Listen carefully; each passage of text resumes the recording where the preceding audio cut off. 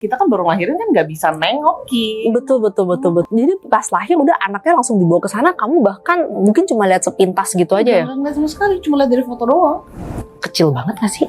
Iya, 1,7 kilo. Siapa sih yang akan kamu temui dalam waiting journey? Let's hear our expert opinion.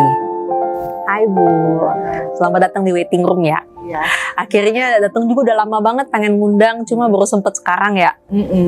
Nih aku pengen kita langsung aja nih Bu, maksudnya kan pengen tahu aja sih, maksudnya selama kalian ngejalanin perjuangan ini ya untuk punya anak nih, kayaknya pelajaran yang setiap stepnya tuh ada-ada aja, ya nggak sih? Yang pas dari kita langsung aja sih masuk ke waktu IVF itu pertama kali ya kamu ngejalanin ya?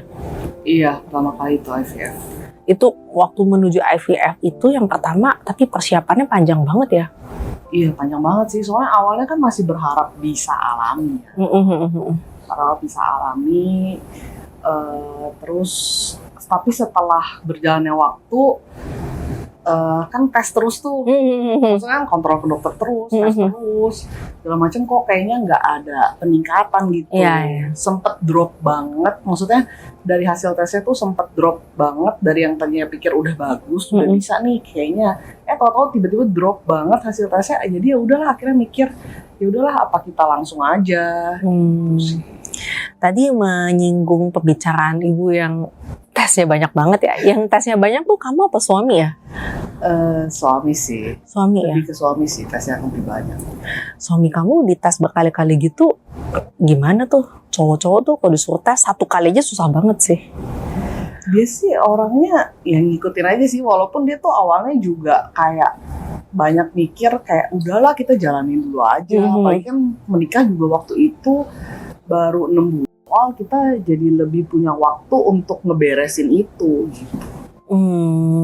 Nah terus kan akhirnya masuk tuh ke IVF. Kan selama ini kan dites tuh berkali-kali kan suami kamu nih. Ternyata pas dipanen kan telur kamu emang selama ini katanya banyak. Tapi moment of truth dari sel telur ini kan selalu pas OPU ya. Iya. Waktu itu panen berapa Bu? Kalau nggak salah tuh 26 deh panennya deh. 26 juga. Itu banyak banget sih. Yang paling bikin kaget sih waktu itu karena finalnya ya. Iya. Finalnya jadi berapa Bu, boleh kasih tahu nggak? Pokoknya akhir-akhir, jadi tuh walaupun banyak 26, tapi yang matang telurnya tuh kayak cuma sedikit deh. Nggak banyak. Jadi yang nggak matang tuh lebih banyak daripada yang matang telurnya. Padahal itu dalam 24 jam pertama ya. Langsung besokannya habis OPU, besokannya dikabarin banyak yang tereliminasi gitu ya. Jadi kan dicoba lagi gitu kan, maksudnya kan kayak dari telur-telur yang nggak matang dicoba dimatengin gitu kan. Nah itu juga kayak ada beberapa yang mateng akhirnya, cuman ternyata pas udah jadi embrio, in the end tuh cuman dapet 3 embrionya. Bentar ya, 26 jadi 3 1/9 sih. Iya. Dikit banget ya. Dikit banget. Kecil hati nggak sih waktu itu? Gimana ya waktu itu? Mungkin ya adalah, pasti namanya kan kita udah optimis nih kayak jalaninnya. Terus tiba-tiba adalah pikiran-pikiran kayak negatif yang bikin, aduh bisa nggak ya ini ya? Maksudnya goal nggak nih sekali IVF-nya atau harus OPU lagi atau gimana ya? Ada pikiran itu pasti. Cuma yang bikin kalian akhirnya untuk ya udah deh 3 ini kita coba dulu. Itu apa? Ya udah percaya aja sih. Coba dulu aja. Itu sebenarnya menurut aku ya sedikit keunggulan orang-orang yang baru IVF pertama kali. Karena mereka belum tahu nih ya. Jadi kayaknya lebih bernyali sih. Iya nggak sih? Bisa jadi sih. Jadi waktu coba kan pertama kali langsung transfer tuh 2 tuh. Iya. Di 2 tuh setahu aku kayaknya bagus-bagus ya. Pokoknya dari 3 itu, pokoknya aku transfer 2 tuh, yang 1 itu yang terakhir itu yang paling bagus. Oh yang 2 itu? Ini tuh grade-nya tapi sama sih kurang lebih, grade-nya juga biasa aja. Grade good doang deh kayaknya deh. Good sih nggak doang. Oh nggak doang ya? Enggak. Soalnya aku inget ya, kamu kasih aku foto embrio tuh cakep-cakep. Gitu. Makanya aku tuh meskipun kamu mau coba nanem nih langsung nggak ulang, aku lumayan pede. Nah yang agak membagongkan tuh ketika bagi rapot, sempet nempel nggak sih? Sempet. Kan beta HCG-nya 55 kalau nggak salah dong. Iya. Sempet nempel. Tapi nggak berkembang ya? Nggak berkembang. Kan dicobakan seminggu lagi kan, pas lagi turun. Nah waktu dinyatakan gagal tuh sedih nggak sih? Ya sedih sih. Sedih ya waktu itu Sedih lah, sempet. pastilah. sedih sih. Dan kan masih ada sisa kan satu nih. Satu ya. Pede nggak sih waktu itu satu? Iya. Ya udahlah, kayak itu aja sih, kayak gambling aja gitu. Beneran. Wah, hebat banget sih kamu. Orang lain tuh kalau udah tinggal satu tuh galau banget karena satu hari ketiga, Bu. Iya, Kecuali satu tuh hari kelima embrionya. karena kan nggak dibiarin sampai hari kelima kan. Nah, kita tuh kan habis itu kan ya udahlah kita coba mutusin satu ini kita masukin. Ternyata malah yang terakhir ini malah rezeki kalian kan. Terus udah kayak gitu ternyata dalam perjalanannya ada plot twist lagi. Boleh ceritain nggak plot twistnya apa? Jadi kan udah nih akhirnya akhirnya IVF yang FET. FET yang kedua kan berarti kan. Akhirnya begitu yang pertama akhirnya gagal kan, sempat rehat sebulan tuh untuk benerin apa segala macam kan. Terus baru akhirnya lanjut lagi di cycle selanjutnya pakai yang alami itu ya dok ya. Natural cycle ya? Natural cycle. Oh iya ya. Oh malah cocok yang ini ya? Malah cocok natural cycle. Jadi pakai natural cycle. Oke. Akhirnya udah natural cycle apa segala macem. Akhirnya masukin. Tapi tuh di yang FET yang kedua ini tuh lebih, kayak yang pertama tuh kayaknya lebih deg-degan. Oh gitu. Ada juga kamu deg-degannya ya? Aku kira kamu tuh selalu ceria aja gitu. Justru yang pertama tuh aku lebih deg-degan, kayak lebih, aduh gimana nih kalau nggak jadi. Lebih takut, bukan lebih takut sih, lebih panik, khawatir kali ya. Jadi tuh pas ngejalanin tuh week sweetnya itu juga lebih nggak enjoy. Gitu di yang pertama itu, karena kan kita mikir apa berdoa terus ya, atau ngapain, atau hidup sehat. Maksudnya hidup sehat sih udah, maksudnya kan harus makan dijaga, terus beraktivitas kan berkurang banget di rumah aja.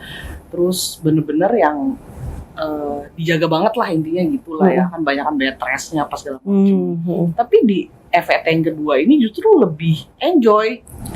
Oh yang pertama tuh yang lebih takut maksudnya? Pertama lebih takut, yang kedua juga udah kayak lebih legowo gitu loh. Ya udahlah terserah Tuhan gitu mau jadi atau enggak. Ya udah gitu, lebih ya udah gitu loh. Malah dikasih jadi ya? Iya justru pas kita legowo gitu lebih, maksudnya lebih ada jalannya, mungkin lebih ada bisa jadi gitu. Iya. Malah kayak dalam perjalanannya kan ketika jadi nih ya, dari minggu ke minggu kan di USG tuh per 2 minggu, malah dikasih kejutan lagi sama Tuhan. Kan nanamnya kan satu nih, boleh ceritain nggak jadinya berapa? Jadi emang kan nanamnya cuma satu embrio, ya udah tuh kan check up, kan kalau IVF kan ada check up seminggu sekali dulu kan, kan abis itu sempet kaget juga kayaknya sama beta HCG keduanya. Iya, melonjak kan. banget ya. Melonjak banget kan, tapi beta HCG pertama juga kayak udah 1000-an deh. Betul, tapi kan kalau berkaca dari FET pertama yang ada kedua kan turun, Bu. Iya. Ini kan malah yang kedua kok naiknya jadi melonjaknya jauh ya. Belasan ribu lah pokoknya. Jauh lah. Terus udah gitu udah nggak ada pikiran apa-apa tuh. Oh ya udahlah bagus lah pikirnya gitu kan. Terus baru taunya kalau dia membelah lagi itu di week 9 kalau nggak salah, 8 atau 9 lah. Baru pas di USG dokternya kok ada 2 ya gitu. Baru kok kaget dong kita. Cuma satu. Terus udah gitu dokternya juga bilang dia juga nggak pernah.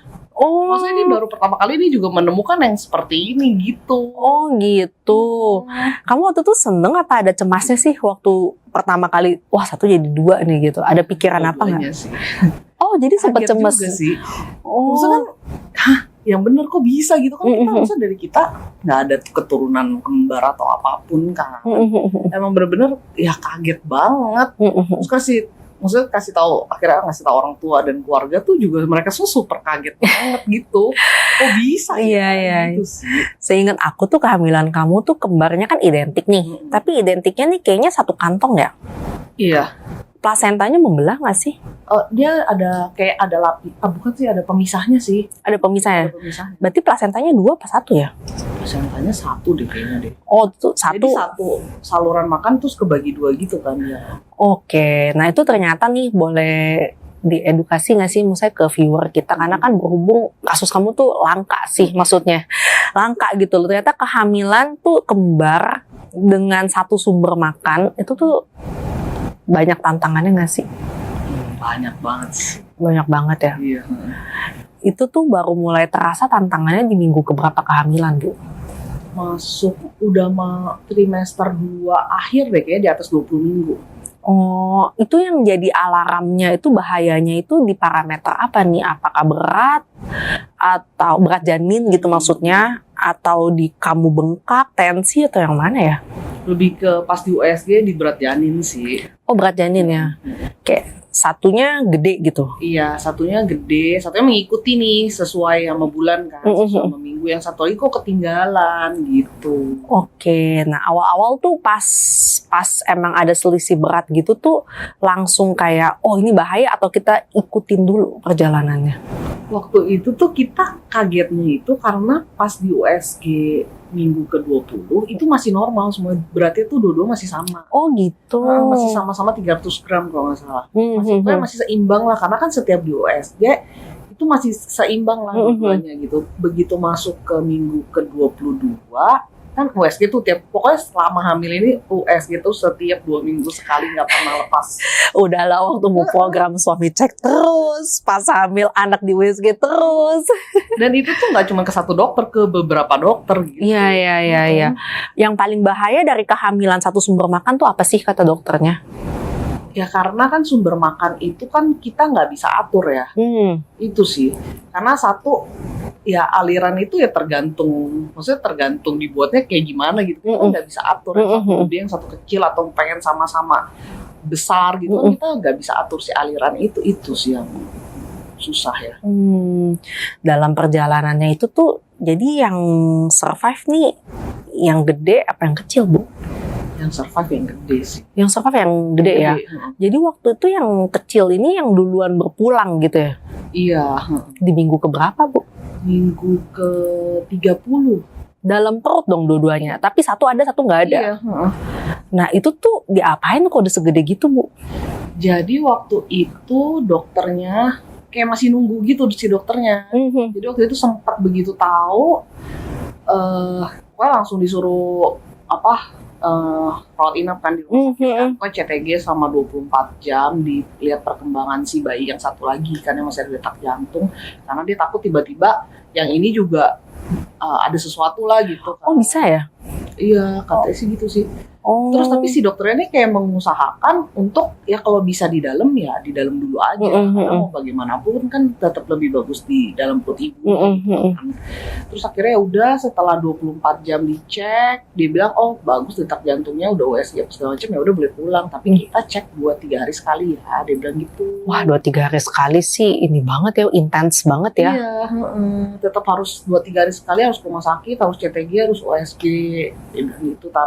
Jadi kalau seandainya si bayi ini beratnya menurun, kamu harus segera operasi. Oh, berarti di situ tuh ya aba-abanya ya. Akhirnya kamu lahirnya di minggu keberapa tuh? 31. Cuma bertahan 1 minggu? Iya. Karena itu beratnya udah turun? Beratnya menurun. Jadi waktu di USG yang 30 minggu itu, dia kalau nggak salah beratnya tuh udah 2,1 atau 2,2 gitu. Terus beberapa hari kemudian balik lagi kan, itu beratnya turun 1,9. Oke. Ini kan sekarang kamu bisa cerita dengan tenang begini karena udah kejadian dan si Ben juga udah agak besar ya. Iya. Cuma waktu kejadian tuh 1 minggu tuh berarti intens banget tuh. Udah 2-3 hari sekali USG, terus udah gitu kayak kesambar geledek, anak yang satu berpulang tapi masih harus berusaha kuat untuk mempertahankan yang satu tuh. Waktu tuh gimana sih? Kacau banget gak sih? Aduh, waktu tahu, maksudnya akhirnya kan karena si dokter tuh tadi tuh optimis banget tuh. Iya. Optimis banget bahwa oh ini kayaknya soalnya anaknya tuh dua-duanya aktif. Iya.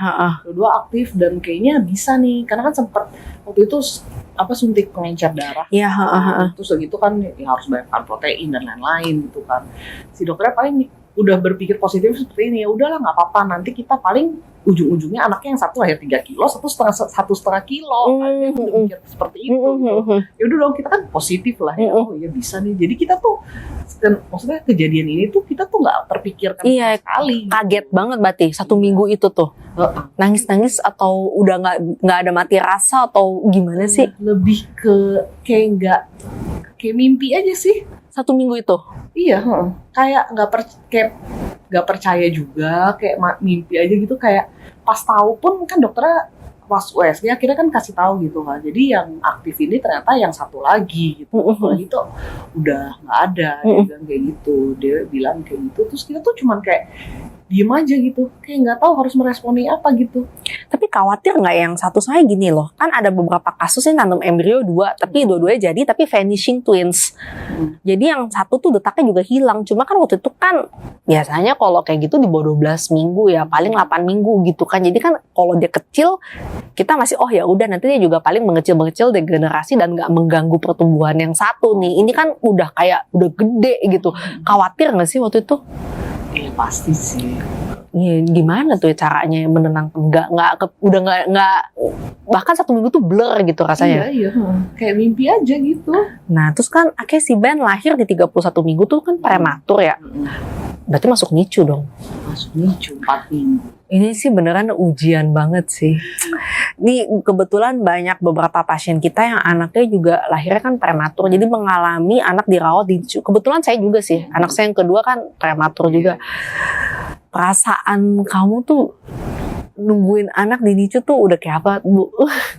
Aduh itu hari pertama lahiran ya. Jadi hari pertama lahiran itu kita tuh hektik. Karena kan lahir kan yang satu itu harus segera dikremasi lah intinya.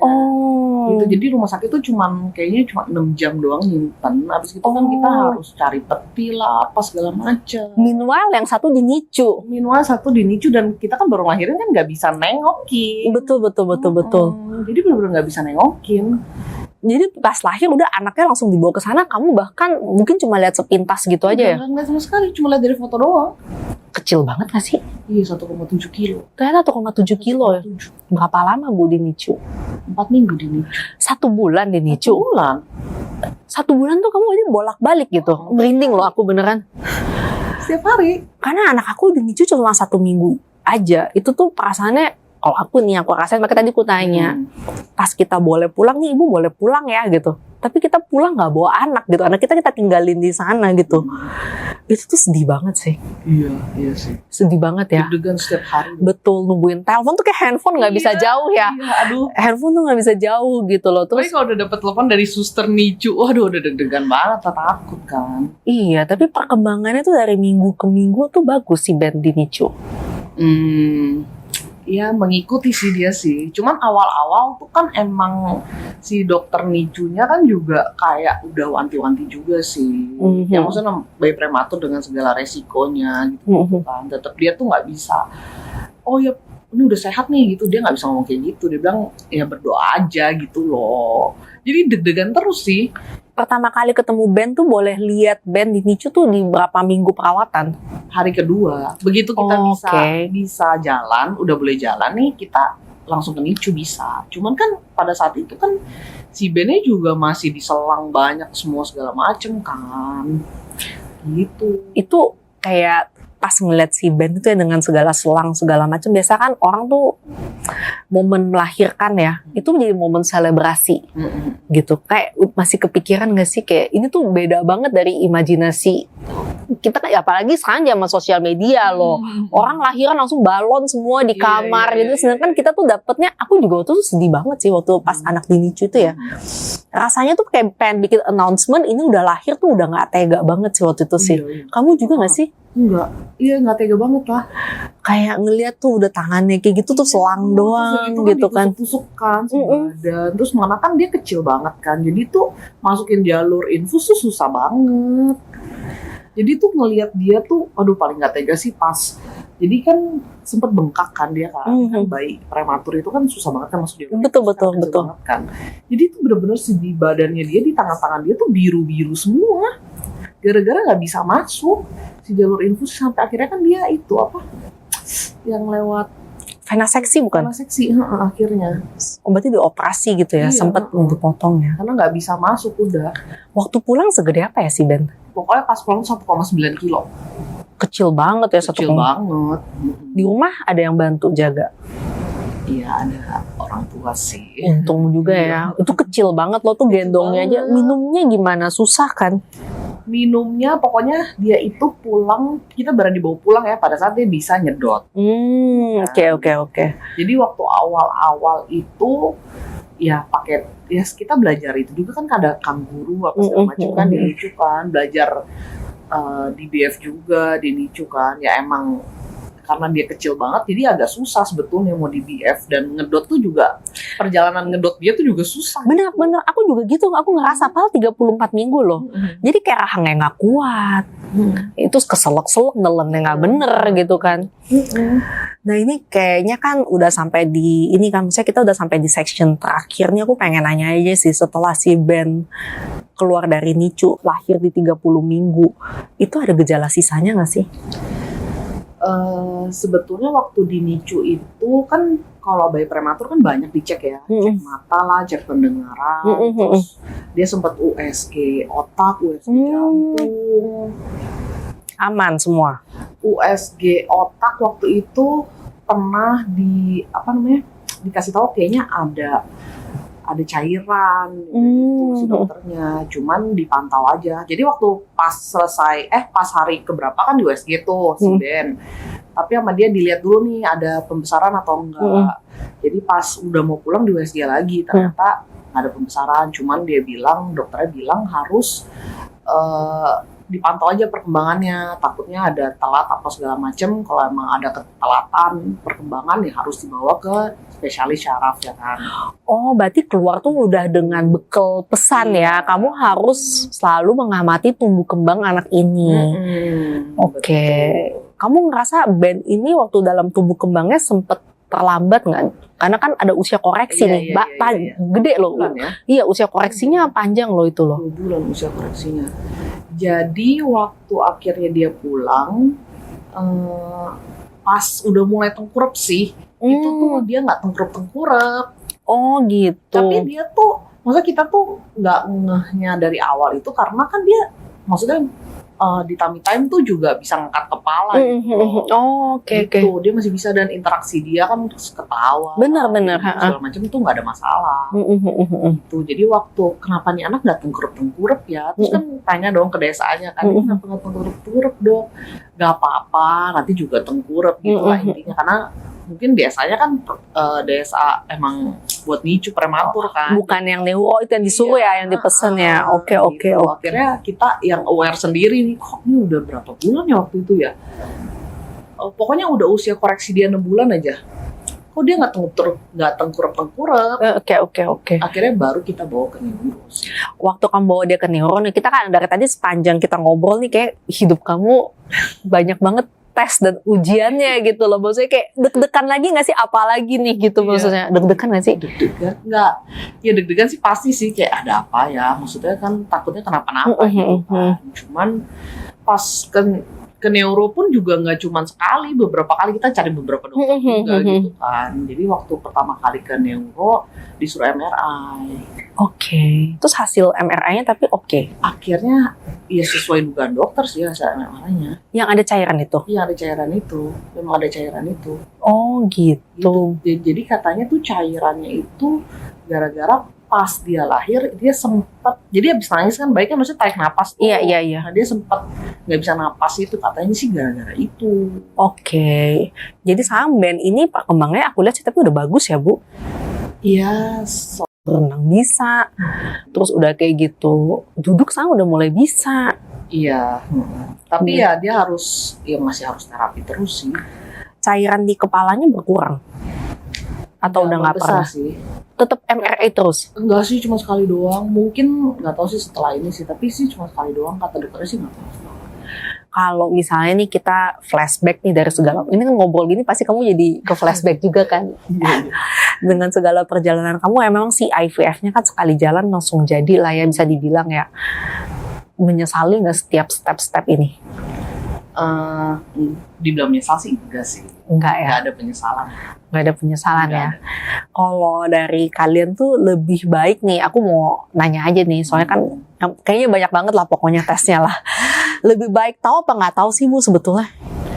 Ya lebih baik tahu lah. Lebih baik tahu ya. Iya. Kayak misalnya, untung juga sih kamu nikah 6 bulan ya. 6 bulan langsung cek, langsung tahu, langsung jadi. Terus kayak gitu hamil, USG lebih baik tahu kan setiap berapa sekali langsung ketahuan. Masih bisa selamat 1 gitu ya. Iya. Nah ini si Ben juga seperti itu, lebih baik tahu gitu. Iya dong. Tapi ada loh Bu yang takut dites. Ya pasti sih. Maksudnya ketakutan orang beda-beda ya. Bener-bener. Jadi lebih prefer kalau disuruh ditimbang nih, lebih prefer kita tahu lebih awal atau lebih baik kita ya udahlah kita nggak tahu biar kita hidup lebih tenang, lebih berat bobot yang mana sih? Sebetulnya sih sama. Maksudnya lebih berat kalau kita nggak tahu ya. Karena kan kalau kita nggak tahu, berarti kita nggak bisa melakukan apa sesuatu yang harus kita lakukan gitu loh. Jadi misalnya kan kayak si Ben gini, kayak sebetulnya tuh kalau menurut dokter dan terapisnya dia tuh harusnya kalau udah tahu dari awal nih kejadian kayak gini, harusnya Ben tuh dari 3 bulan udah bisa diterapi. 3 bulan ya? Katanya. Jadi dari kecil tuh harusnya dia udah bisa diterapi nih. Tapi kan kita kan baru terapi waktu dia umur koreksi 6 bulan kalau nggak salah. Itu pun cuma telat 3 bulan loh, Bu. Iya. Tapi kita kan juga berpikir juga dong, ya tau gitu kalau kita tahu kan kita terapi dari awal mungkin outputnya lebih bagus gitu kan. Ya, moga-moga sih kedepannya Ben bagus terus ya. Lagian saya lihat Ben banyak ini ya, banyak rezekinya ada-ada aja ya. Iya. Kemarin juga dapat ini ya, dapat apa fasilitas penelitian lah segala macam yang berdampak positif tuh. Iya. Jadi bagus banget ya tumbuh kembangnya ya. Iya.